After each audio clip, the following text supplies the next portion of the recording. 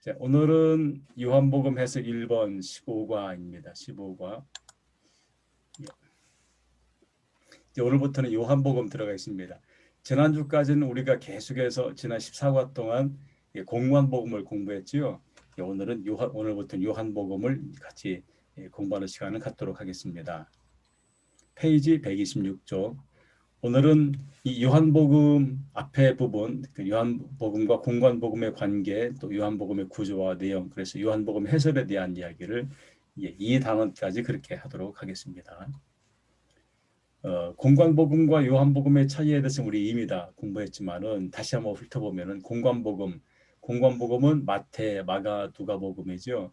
이거는 역사적인 사실을 기반으로 예수님 사역에 의미를 부여하는 것을 공관복음이 한다면은 요한복음은 예수님 사역의 신학적인 의미와 해석에 관심을 두고 그리고 거기에 의미를 부여합니다. 그러니까 공관복음은 역사적 사실에 관심이 있다면은 요한복음은 역사적 사실보다는 신학적 의미 여기에 더 큰 관심을 두고 집필이 된 그런 서신들이 복음서입니다.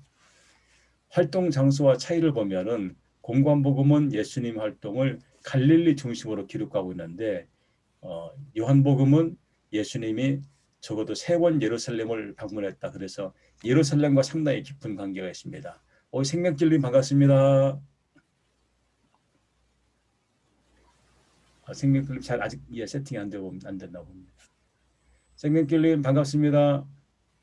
요즘 공부하느라고 수고가 많습니다. 생명길님이 공부를 열심히 합니다. 저도 공관복음은 예수님 활동을 갈릴리 중심으로 이렇게 전개해 나가고 있다면 요한복음은 오히려 예루살렘과 더 깊은 관계를 갖고서 전개를 해 나가고 있습니다. 활동의 차이 요한복음은 예수님이 예루살렘을 3번 방문한 기록이 나옵니다.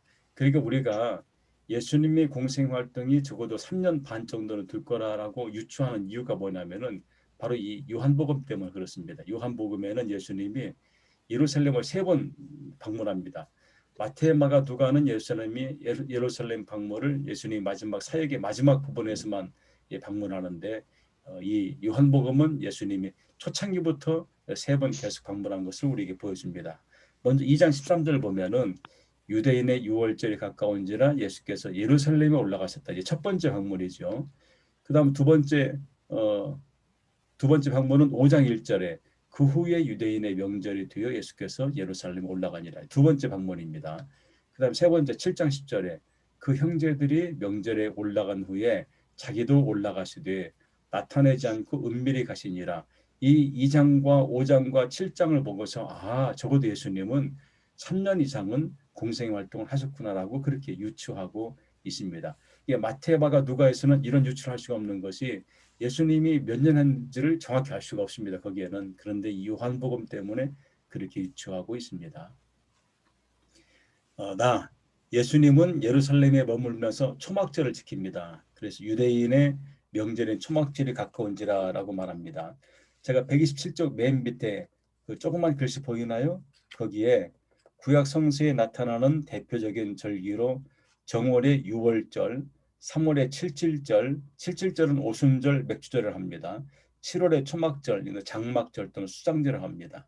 6월절은 에집트에서 나온 날을 기념하는 날, 77절 또는 오순절, 맥주절은 십계명을 받은 날을 기념하는 날이며 6월절부터 50일째 되는 날이기도 하고 맥주절이기도 합니다.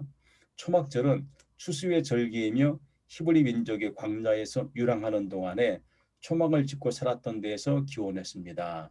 히브리 백성들이 출애굽을 하며 광야를 지날 때에 하나님께서 구름 기둥과 불 기둥으로 백성들을 보호하셨음을 기억하는 날이기도 합니다. 그래서 히브리 사람들은 이 3가지 절기를 지켰습니다. 그러니까 초막절은 어디에 해당이 될까요? 초막절은 추수의 절기에 해당이 되는 거죠. 추수의 절기에. 유대인 명절 초막절에도 예수님이 여기를 방문했다. 또 수전절 10장 22절 보면은 수전절은 수장절이라고 합니다. 이날도 초막절에 해당이 되는 그런 날이 되겠지요. 그러니까 수장절, 수전절, 초막절은 다 같은 의미입니다. 또 11장 55절 보면은 유대인의 6월절이 가까움에 많은 사람이 자기를 청결하기 위하여 6월절에 시골에서 예루살렘으로 올라갔다. 여기도 예수님이 예루살렘에서 유월절을 지낸 것을 기록하고 있습니다. 또 요한복음에 보면은 예수님이 예루살렘에서 유월절을 지낸 기록을 보여주는 것 중에 또 하나가 12장 1절이에요. 거기 보니까 유월절 엿새 전에 예수께서 베다니에 이르시니 이곳은 예수께서 죽은 자 가운데 살리신 나사로가 있는 곳이라. 또 18장 28절에도요. 그들이 예수를 가야바에서 관정으로 끌고 가니 새벽이라. 그들은 더럽힘을 받지 아니하고 유월절 잔치를 먹고자 하여 관정에 들어가지 아니하더라. 이렇게 요한복음의 기록으로 미루어서 예수님은 적어도 6개월 이상을 예루살렘에 체류하는 것으로 우리가 추정할 수가 있습니다. 왜냐하면은 이 절기가 하루에 끝나는 것이 아니고 일주일 이상 시간을 보내니까 그렇습니다. 이렇게 예수님은 상당히 예루살렘과 관련된 깊은 활동으로 요한은 우리에게 들려주고 있습니다. 근데 이야기와 설교의 구성의 차이에서도 공관복음과 요한복음은 차이가 있습니다. 공관복음은 상당히 독립된 이야기와 설교로 우리에게 들려주는데 요한복음은 같은 주제의 내용을 묶어서 우리에게 설교를 들려줍니다. 그래서 4장은 여인과의 담화를 통해 예배에 관한 가르침, 이래서 5장은 안식일날 치유 문제에 대한 견해 제시, 이렇게 어느 특정 이야기를 이렇게 묶어서 우리에게 들려주고 있습니다. 또 자료 사용의 차이를 보면은 공관복음과 요한복음이 공통으로 사용하는 자료가 있습니다. 오병이의 기적, 마태, 마가, 누가, 요한복음이 다 이 오병이의 기적이 다 등장합니다. 또 그 다음에 물류를 걸으신 기적, 성전 청결 사건, 이건 제가 과제를 내드렸는데 다 한 줄로 제가 믿습니다. 어떻게 이 성경 보기에는 다 하셨죠? 했는데 잘 모르겠어요. 예, 알겠습니다. 제가 빨간 글씨로 답을 적어놨습니다. 물류를 걸으신 기적, 마태복음 14장 22절부터 33절, 또 마가복음 6장 45절부터 52절, 요한복음 6장 16절부터 21절, 이런 내용들이 공관복음과 요한복음에 기록되어 있고요. 또 성전 청결 사건, 즉 예수님이 예루살렘 성전에 들어가서 성전에서 장사하는 장사치들을 다 내쫓아내고 내 집은 만민이 기도하는 집이다 라고 이제 선언한 내용이 성전 청결 사건인데, 마태복음 21장 12절부터 17절, 마가복음 11장 15절부터 19절, 그리고 누가복음 19장 45절부터 48절, 요한복음 2장 13절부터 22절, 이 네 개 복음서에 똑같이 있습니다. 근데 우리가 눈여겨볼 것은 예수님의 성전 청결 사건이 마태, 마가, 누가는 다 예수님의 사역의 후반부, 마지막 부분에서 이 사건을 기록하고 있는데 요한은 상당히 초반기에 이 일을 행했다고 그렇게 기록을 하고 있습니다. 이게 뭐가 그럼 맞냐? 그건 중요하지 않습니다. 했다는 자체가 더 중요한 것이고, 이제 이 성서를 기록하는 사람들은 어떤 입장과 관점의 차이에 따라서 배열을 좀 다르게 했겠지요. 이런 차이가 있습니다. 또 요한복음과 공관복음에 굉장히 중요한 차이가 하나 있습니다. 어떤 차이냐면은 공관복음에서는 예수님이 기적적인 사건, 즉 오병이어의 사건 또는 죽은 자를 살리는 사건, 또 나병 환자를 살리는 사건, 이런 것들을 기적이라고 표현하는데 요한복음은 이것을 표적이라고 그렇게 표현합니다. 약간 다릅니다. 표적이라고요. 예수님이 맨 먼저 행한 표적은 무엇일까요? 요한은 가나안 혼인잔치 이야기로, 즉 가나안의 혼인잔치가 벌어졌는데 그 혼인잔치에 사용하는 포도주가 떨어졌습니다. 그러니까 어머니 마리아가 예수님께 말하지요. 그러니까 여자여 나와 무슨 상관이 있습니까? 라고 말하면서 그 하인들에게 물동이에 물을 채워라. 그리고 떠다가 연회장에 주어라. 그러니까 물이 포도주로 변한 사건, 이것을 말하죠. 또 베데스다 연못의 기적, 베데스다 연못에 있는 환자를 살리는 얘기입니다. 또 나사렛 부활, 니고데모 이야기, 또 참 포도나무 이야기, 이런 것들은 이 요한복음에만 나오는 이야기입니다. 이렇게 이적, 지금 여기는 이적 또는 표적 이야기 용도가 다른데 공관복음은 이적 자체를 강조하고 이것을 독립적인 메시지의 전달로 활용합니다. 예를 들어서 예수님이 회당에 들어가서 하나님 나라를 선포한 다음에 뭘 했냐면은 이제 기적적인 사건을 베풀어 줍니다. 그런데 요한복음은 이 표적의 상징적이고 은유적인 메시지를 담고 있습니다. 그러니까 예를 들어서 베데스다 연못가의 환자를 살린다. 또 어, 앞이 안 보이는 시각 장애인을 고쳐준다. 이런 내용들은 그냥 단순히 표적이 아니고 그것을 통해서 뭔가 메시지를 전달하는 그런 의도를 내포하고 있다는 겁니다. 예를 들어서 요한복음의 가나안 혼인잔치의 표정, 이게 유대교와 기독교를 비교하려는 목적을 다분히 그 안에 내포되고 있습니다. 지금까지 그들이 혼인잔치에 사용했던 그 포도주는 옛날 거를 말한다면은 예수님이 새롭게 만들었던 물로 포도주를 만드는 사건은 이제 새로운 시대가 왔다는 것을 이제 보여주려는 그런 의도가 그 안에 담겨져 있습니다. 또 38년 된 중풍병자를 고친 표정, 이것은 안식일법 논쟁을 하기 위한 도입의 단계로서 주일날에 중풍병자를 고쳤습니다. 그러면 잘못된 것이냐 잘된 것이냐를 말할 때 안식일법의 논쟁을 이제 어떻게 이야기하기 위해서 이런 기적 표적을 보여주고 있습니다. 그러니까 요한의 표적은 공관복음서의 표적은 예수님이 전했던 하나님 나라의 이야기를 좀 더 강도 있게 들려주는 그런 과정이라면은 요한은 이런 표적을 통해서 뭔가 메시지를 전달하는 그런 의도가 담겨져 있다는 겁니다. 오병이의 표적, 이것은 예수님이 자신이 생명의 떡임을 알려주는 하나 예화로 사용하고 있습니다. 그러니까 앞에서 한 거 약간 다른 거지요. 시각 장애인의 눈을 뜨게 한 표적, 이것은 영적인 눈을 뜨게 하는 상징적인 표적으로 말하고 있습니다. 그러니까 요한의 표적은 뭔가 그 안에 메시지를 담고 있다는 얘기죠. 자, 그러면은 예수님의 상, 제가 이제 코끼리 상자 한문을 썼는데 이제 예수님은 어떤 모습으로 공관복음서와 요한이 우리에게 들려주고 있을까? 공관복음에서 예수님은 천국의 도래, 즉 천국에 오는 천국을 선포하는 예언자의 모습으로, 또 율법의 문제를 논하는 랍비의 모습으로, 또 병자를 고쳐주는 이적을 일으키는 분으로, 이런 모습으로 공관복음은 예수님을 묘사하고 있습니다. 그럼 요한은 어떨까요? 요한은 하나님이 보내신 계시자, 구원자, 하나님의 아들로서, 그래서 요한은 뭘 강조한? 인자란 말을 강조합니다. 인자. 이게 바로 요한이 보는 예수님의 상의 모습인 거죠. 약간의 차이가 있지 않습니까? 그러면은 130쪽입니다. 세례 요한은 공관복음과 요한복음이 어떻게 다르게 그리고 있을까? 세례 요한은요. 공관복음에서는 회개의 선포자로서의 선포자로 세례 요한을 그리는데 요한복음은 예수 그리스도를 증거하는 자로서 증언합니다. 즉 예수님이 그래서 예수님의 수세 기록에 대한 예수님이 세례받는 기록이 요한복음에 빠져 있습니다. 이게 바로 뭐냐면은 요한은 예수 그리스도를 증거하는 자인데 예수님을 증거하는 사람 어떻게 세례를 줄 수 있냐라고 해서 이런 모습으로 요한은 이 예수님에게 세례 주는 모습을 그런 장면을 누락시키고 있습니다. 비유 사용을 보면은 공관복음은 이야기 형태의 긴 교훈적 비유가 많은데 요한복음은 예수님을 구원자 또는 계시자로 설명하기 위해서 상징적인 비유를 사용하고 있습니다. 이런 또 차이가 또 있게 되죠. 예를 들어서 선한 목자 비유, 나는 선한 목자다. 선한 목자는 양을 위해 자기 목숨을 버린다. 또 참 포도나무가 있는데 그 참 포도나무 위에 가지가 붙어 있어야지, 그렇지 않으면 죽게 된다. 뭐 이런 이야기요. 이런 이야기는 바로 예수님 당신을 드러내기 위한 하나의 비유로 사용하고 있습니다. 제가 여기서 이제 하나 퀴즈를 좀 드리겠습니다. 아니, 그 퀴즈라기보다는 여러분 어떻게 생각하는지 한번 제가 물어보겠습니다. 예수님이 최후의 만찬하지 않습니까? 최후의 만찬.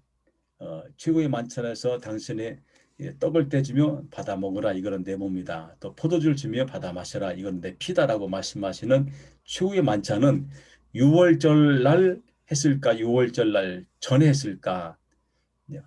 이제 우리가 뭐 이게 성서를 주의 깊게 읽지 않으면은 뭐 이게 그런데 사실은 요한복음과 공관복음은 약간 다릅니다. 이제 그게 어떻게 다른가 한번 볼까요? 최후의 만찬에 대한 이해와 날짜의 차이인데 공관복음은 이 최후의 만찬을 성만찬 제도의 동기로서 우리에게 말해줍니다. 그러니까 우리가 지금 성만찬하는 것이 공관복음서에 나오는 그 예수님의 말씀을 갖고서 그게 기초로서 성만찬한다라고 합니다. 그래서 최후의 만찬이 6월절 양을 잡는 날, 이날로 말하고 있습니다. 그러니까 공관복음에서는 예수님의 성만찬을 6월절 날로 그렇게 이제 보고 있는 겁니다. 그래서 마가복음 14장 11절 보니까 무교절의 첫날 곧 유월절 양 잡는 날에 제자들이 예수께 여짜오되 우리가 어디로 가서 선생님께서 유월절 음식을 잡수시게 준비하기를 원합니까? 그래서 이 마가복음이나 이 공관복음에서는 예수님의 성만찬을 유월절 날 한 걸로 그렇게 우리에게 들려주고 있습니다. 또 예수님의 체포와 신문과 고난이 유월절 식사가 있었나 그날 동일한 날 이런 고난과 어려움이 있었다. 또 예수님의 죽음을 어린 양의 죽음으로 보려는 경향 때문에 이렇게 이제 보고 있습니다. 그러니까 예수님의 죽음은 어린 양의 죽음으로 당신을 우리에게 희생한 모습이다. 그래서 이렇게 유월절 날 성만찬이 이루어지고 체포와 신문과 고난이 이루어졌다고 그렇게 우리에게 보고하고 있는데 요한복음 약간 차이가 있습니다. 요한복음은 성만찬과 상당히 무관하게 그리고 있습니다. 그래서 요한복음에서는 예수님의 긴 고별 설교를 하기 위한 계기가 되기도 하고 그리고 최후의 만찬이 유월절 날 그날이 아니고 그 전날에 있었다고 요한은 우리에게 전하고 있습니다. 13장 1절에 보니까요. 유월절 아니고 유월절 전에 예수께서 자기가 세상을 떠나 아버지께로 돌아가실 때가 이른 줄 아시고 세상에 있는 자기 사람들을 사랑하되 끝까지 사랑하시니라고 말합니다. 그러니까 예수님께서 행하신 이 요한복음과 공관복음의 차이를 보면은 이렇게 여러 가지로 이 관점의 차이에 따라서 날짜도 약간 다르고 할 수 있습니다. 그러나 중요한 거는 날짜도 다르고 뭐 관점은 다르지만은 어쨌든 간에 중요한 것은 그것을 행했다. 즉 성마차를 행하고 뭐 고난과 죽음을 당했다. 이것은 이 팩트는 변하지 않지만은 이렇게 복음서에 따라서 날짜나 또 관점을 약간 다르게 기록하고 있다는 것을 우리에게 들려주고 있습니다. 자, 그러면은 요한복음의 구조와 내용을 한번 보겠습니다. 전반부를 보면은 예수님의 이적 대중적인 담화로 구성이 되어 있고 그리고 예수님의 활동은 대중을 상대로 한 활동으로 구성되어 있습니다. 그런데 이때 정말 중요한 단어가 있습니다. 이 요한복음의 전반부에서는 예수님이 말씀할 때마다 때가 아직 이르지 않았다. 이것을 강조합니다. 내 때가 아직 이르지 않았다. 2장 4절 볼까요? 우리 같이 한번 읽어볼까? 이제 예수께서 이르시되 여자여 나와 무슨 상관이 있나이까 내 때가 아직 이르지 아니하였나이다. 또 7장 6절에도요. 예수께서 이르시되 내 때는 아직 이르지 아니하였거니와 너희 때는 늘 준비되어 있다. 그러니까 2장 4절 7장 6절 다 때가 이르지 않았다고 말합니다. 7장 30절 볼까요? 같이 합니다. 그들이 예수를 잡고자 하나 손을 대는 자가 없으니 이는 그의 때가 아직 이르지 아니했다. 여기도 때가 이르지 않았다고 한다요. 8장 20절 봅니다. 이 말씀은 성전에서 가르치실 때에 헌금함 앞에서 하셨으나 잡는 사람이 없으니 이는 그의 때가 아직 이르지 아니했다. 이 말은 지금 우리가 보는 2장 4절, 7장 6절, 7장 30절, 8장 20절은 죄송합니다. 아직 예수님이 본격적으로 활동하기 전의 시기라는 것을 우리에게 들려주고 있습니다. 이 어떤 암시적인 모습을 우리에게 보여주지요. 그런데 후반부로 가면은 이 때가 달라집니다. 후반부에는 제자들을 대상으로 설교와 고난설화를 하는데 이 때는 때가 이제는 되었다라고 바뀌어집니다. 그래서 한번 볼까요? 12장 23절입니다. 같이 읽을까요? 예수께서 대답하여 이르시되 인자가 영광을 얻을 때가 왔다. 예, 13장 1절입니다. 유월절 전에 예수께서 자기가 세상을 떠나 아버지께로 돌아가실 때가 이른 줄 아시고 예, 그러니까 12장 23절, 13장 1절 다 때가 이르렀다고 지금 말하고 있습니다. 또 17장 1절입니다. 예수께서 이 말씀을 하시고 눈을 들어 하늘을 우러러 이르시되 아버지여 때가 이르렀사오니 아들을 영화롭게 하사 아들로 아버지를 영화롭게 하옵소서. 지금 이제 우리가 읽는 이 전반부 후반부를 구분할 때에 전반부에서는 아직 때가 이르지 않았다. 후반부는 때가 이르렀다라고 말합니다. 그럼 이 때는 과연 어느 때일까요? 이게 중요합니다. 이 때는 어느 때일까요? 이때는 예수님이 고난을 당하고 십자가의 죽음을 당할 때가 이제는 다 되어가고 있다는 것을 말하고 있습니다. 그래서 우리가 요한복음을 읽어보면은 요한복음에는 예수님의 설교, 제자들을 향한 기도의 대응이 14장 이하부터 아주 길게 전개되고 있습니다. 이 앞에까지는 당신의 때가 아직 이르지 않았다라고 말하지만은 12장부터는 이제는 때가 되었다. 그래서 본격적으로 당신이 고난 받을 것을 전제로 설교를 하고 제자들을 위해서 기도합니다. 왜? 제자들이 앞으로 고난과 고통을 당할 일이 뻔히 보이니까. 그래서 당신과 같은 고난을 제자들이 당하게 될 테니까, 그래서 그 제자들이 힘을 얻게 해달라고, 하나님 함께 해달라고 기도하는 내용들이 그 길게 나오는 이유가 여기에 담겨져 있습니다. 이 요한복음 아주 독특하고 참 재미있는 그런 모습으로, 또 굉장히 체계적인 모습으로 우리에게 들려주고 있습니다. 자, 오늘은 여기까지 하겠습니다. 혹시 질문 있으신가요? 예, 그러면은 다음 주에 134쪽, 135쪽, 136쪽까지 거기 보면은 나는 생명의 떡이다, 나는 생명의 빛이다, 나는 양의 문이다, 나는 선한 목자다, 나는 부활이요 생명이다, 나는 길이요 진리요 생명이다, 나는 참 포도나무다. 이 표현이 이제 그리스어로, 그러니까 성서의 원래 언어로는 에고 에이미 표현이라고 그렇게 합니다. 에고 에이미, 이 말은 나는 무엇이다. 예수님이 제자들에게 비유로 말씀할 때 나는 무엇이다 라고 해서 나는 생명의 떡이다, 나는 빛이다 라고 해서 당신을 제자들에게 가르치는 내용이 이 7가지 이야기로 등장합니다. 이 부분을 꼭 읽어오시면 좋겠습니다. 만일에 쓸 수 있으면 더 좋고요. 물론 제가 다 이 PPT 올려놓긴 하지만은요. 예, 오늘도 하루 종일 수고 많았습니다. 오늘 편안한 밤 되시고요. 함께해서 감사합니다. 예, 감사합니다. 예, 감사합니다. 생명줄리 감사합니다. 천율이 잘 자요. 천율이 굿나잇. 예, 선생님 안녕. 예, 엘라님 감사합니다. 제이케님 감사합니다. 감사합니다. 드릴님 감사합니다. 감사합니다. 유보교님 감사합니다. 이정현 보교님 감사합니다. 모두 편히 쉬세요. 생명길님 감사합니다. 공부하느라 수고 많습니다. 화이팅 하세요. 감사합니다. 감사합니다.